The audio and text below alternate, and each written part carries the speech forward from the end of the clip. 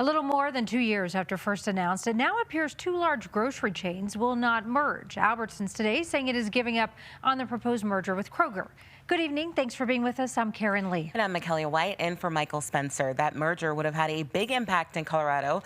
Kroger is the parent company of King Soopers and City Market stores. Albertsons is parent company of Safeway. Your reporter in Jefferson County, Andrew Hobner, is live tonight. So, Andrew, Albertsons has also announced plans to file a lawsuit against Kroger. It says the company didn't do enough to clear regulatory approvals.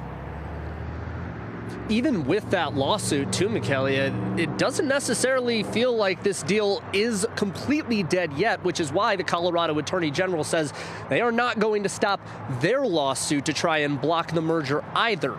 In the meantime, consumers are hoping that the lack of a merger means that prices hopefully don't get too high. Tony Capagan is getting his grocery shopping done Wednesday. Price has gone up, but it hasn't really changed our thinking of what we buy. Prospect that gets a little trickier every year.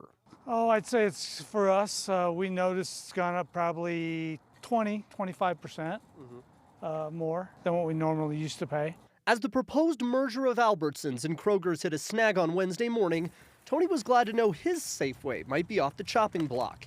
It's been on a list to close if the merger went through. We stay up here at our Safeway or go down to Jewel and Kipling, but mostly, same one all the time. Kroger's has long argued that prices would go down at the Albertsons stores they'd be absorbing, while Colorado Attorney General Phil Weiser has long seen it differently.